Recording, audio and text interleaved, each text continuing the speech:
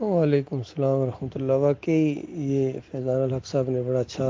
وہ کلپ بھرا ہے اور آپ نے اس کے اوپر تبصرہ بہت اچھا کیا ہے۔ باقی یہ سعودیوں نے یا کچھ دوسرے لوگوں نے جو اس طرح لکھا ہے نا کہ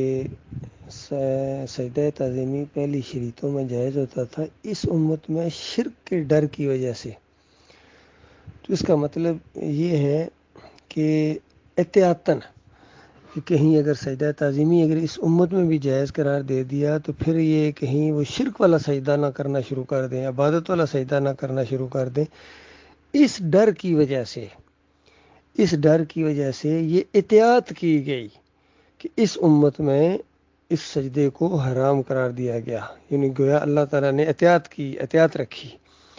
تو غور کرو، یعنی اگر اس امت کے ساتھ یہ احتیاط کی گئی تو پچھلی امتوں میں کیا کھلا چھوڑ دیا گیا کہ یہ شرک بے شک کریں؟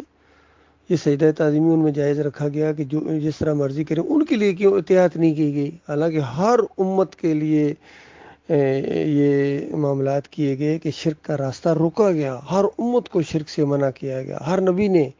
وَلَقَدْ بَعَثْنَا فِي كُلِّ أُمَّةٍ رَسُولًا أَنِ اعْبُدُوا اللَّهَ وَاجْتَنِبُوا الطَّاغُوتَ۔ دیکھیے ایک آیت کے اندر اللہ تعالیٰ نے اس فلسفے کی جڑ کاٹ دی کہ پہلی امتوں میں تو یہ تھا، بعد میں ترا احتیاط کی گئی۔ نہ نہ نہ نہ، ہر امت کے اندر ہر نبی نے یہی بات کہی ہے، أَنِ اعْبُدُوا اللَّهَ وَاجْتَنِبُوا الطَّاغُوتَ، کہ اللہ کی بندگی کرو، اللہ کو رکوع کرو، سجدے کرو، پکاریں لگاؤ، واسطے وسیلے، نظر و نیازیں،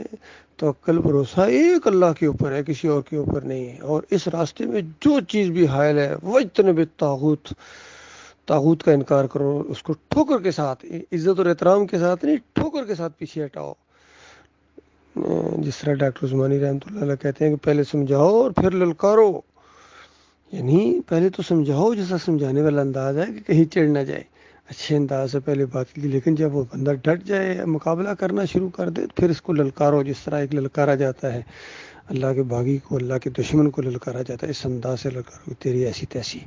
میں اپنی جان لگا دوں گا تیرے اس شرک اور کفر کو یعنی دنیا والوں تک واضح کرنے کے لیے میں اپنا مال لگاؤں گا، اور یا تو تیرا سر اللہ کے سامنے جھکے گا یا میری جان جائے گی، اس انداز سے۔ تو یہ بہت بڑا ان کا فریب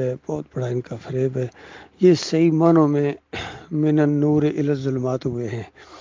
کہ ایمان کا نور آ چکا تھا، اگر وہ چیز نہ آئی ہوتی تو وہ بات اور ہوتی ہے۔ ایمان کا نور آ چکا ہے، چلو زیادہ سے زیادہ یہ بات کہہ سکتے ہیں پہلے ہم نے یہ چیزیں نہیں سنی، تو اب تو سن لیے نا، اب کیوں نہیں ایمان کی طرف آ رہے ہو، ایمان خالص کی طرف کیوں نہیں ہے؟ اب تو سن لیے نا، اب تمہارے اوپر یہ حجت تمام ہو گئی ہے، تمہارے کانوں نے اس بات کو سنا ہے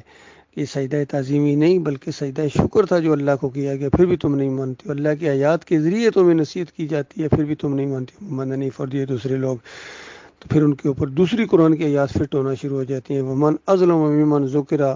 آیات ربی ثم اعرض عنها انا من المجرمین منتقمون، اس سے بڑا ظالم کون ہے کہ جس کو اللہ کی آیات کے ذریعے نصیحت کی جائے، اللہ کی آیتیں پڑھ کے نصیحت کی جائے، دیکھو یہ سجدہ شکر ہے جو اللہ کو ہوا ہے۔ سورہ مریم پڑھو 58 نمبر آیت، سورہ آل عمران پڑھو 80 نمبر آیت، اور بھی سورہ زمر کے اندر، سورہ الانعام کے اندر، سورہ نساء کے اندر کتنی مرتبہ ان چیزوں کو زور دیا گیا کہ دیکھنا اللہ کے ساتھ شرک نہ کرنا، کسی اور کو معبود نہ ماننا۔ سورہ بنی اسرائیل کے اندر یہ جو رکوع ہے بنی اسرائیل کو اس انداز سے دیکھنا، یہ اگر تم نے اللہ کے ساتھ کسی اور کو شریک ٹھہرایا، کسی اور کو اپنا معبود مانا، تو اس کے بعد پہلے جس طرح تمہارے اوپر اللہ نے اپنے دشمنوں کو چڑھایا تھا، تمہارے ساتھ بھی یہی معاملہ کیا جائے گا۔ تو اس انداز سے کتنی جگہ ڈراوا آیا ہے، اور کئی مالک فرماتا اس سے بڑا ظالم کون ہے جو اللہ پر جھوٹ باندھے، اس سے بڑا ظالم کون ہے؟ کوئی نہیں، یعنی سب سے بڑا ظالم یہ ہے جو اللہ پر جھوٹ باندھے۔ یہ بہت بڑا اللہ پر جھوٹ ہے کہ اللہ نے سجدہ کرا دیا، اللہ کی مشیت تھی، اللہ کی حکم کے مطابق ہوا ہے، بہت بڑا اللہ پر جھوٹ ہے۔ انبیاء کی دعوت کا مذاق اڑانا ہے اور صحیح بات جب سامنے آ جائے اس کو نہ ماننا، یہ بہت بڑا ظالم ہی ایسا کر سکتا ہے، کوئی مومن ایسا نہیں کر سکتا ہے۔ اللہ تعالیٰ ان کے فریب سے اپنی پناہ میں رکھے۔